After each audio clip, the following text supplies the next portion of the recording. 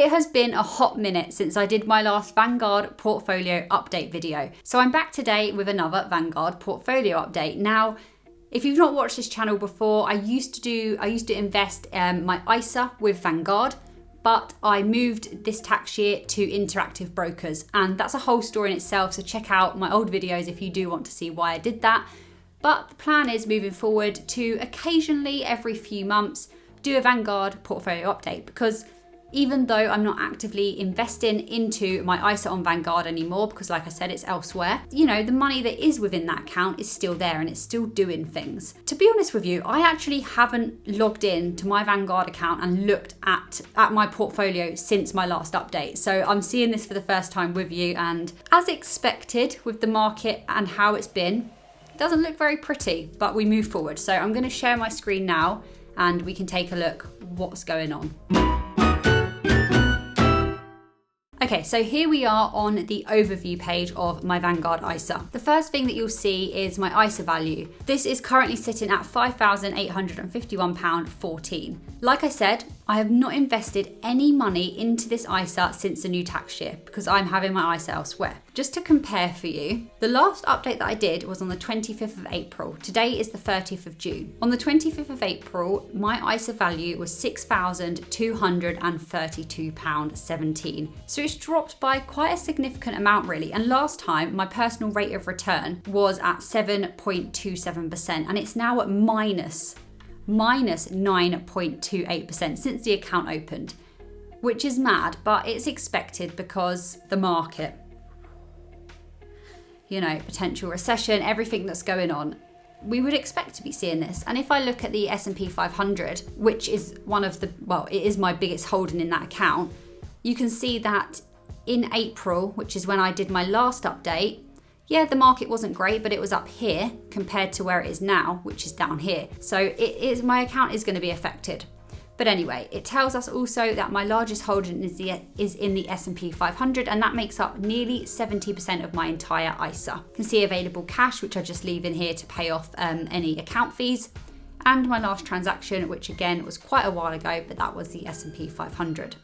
So let's just have a look into my investments. You won't be surprised if you've watched any of my other videos, this hasn't changed. There was a time where I had loads of different holdings, and before I moved to Interactive Brokers, I actually wanted to really whittle them down and simplify my portfolio, which is why I currently now have two. I have the FTSE All Cap, Global All Cap, and I have the S&P 500.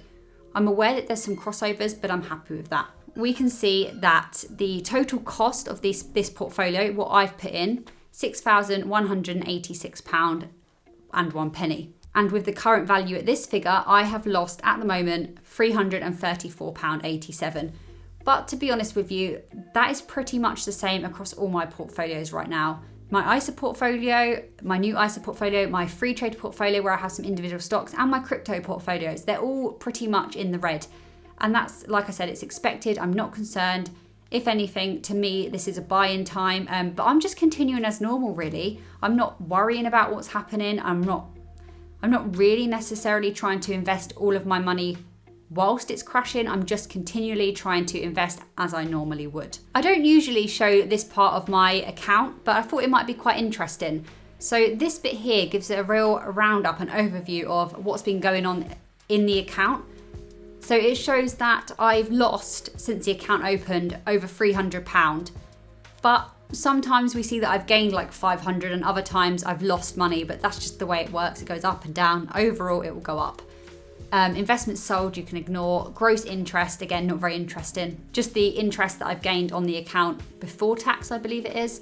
And dividends, this is interesting because this portfolio was never intended to be a dividend portfolio, nor did I ever consider dividends being paid from it. And I've actually gained over £13 in dividends that will just go back into the investment, which is pretty cool actually. And no tax because it is an ISA, the beauty of an ISA. And charges, this is pretty cool. £6.74 is what I've paid in charges since I opened this account in January 2020, I think. That's why many people love Vanguard. They're super, super cheap. But of course, a caveat of that is that they perhaps don't offer everything that you might want, which is why you obviously need to do your own research and look into what provider is going to work best for you. It's not very nice to see your portfolio down by £300 or 9 0.28% along with all of my other portfolios. As I've said in a previous video, one way to look at it is for most of your investing life, you are a buyer. You are buying into the market. That's the majority of your life and what you're doing. You are investing into the market. You're not taking money out of the market. Now, when you come to take money out of the market, out of your investment portfolio, that's kind of like when you're retiring and you're taking that percentage out to live on. At that point, you would really want the market to be strong. You would want to be at the peak because then obviously your portfolio is larger and the 4% or whatever that you're taking out of your portfolio is a larger amount.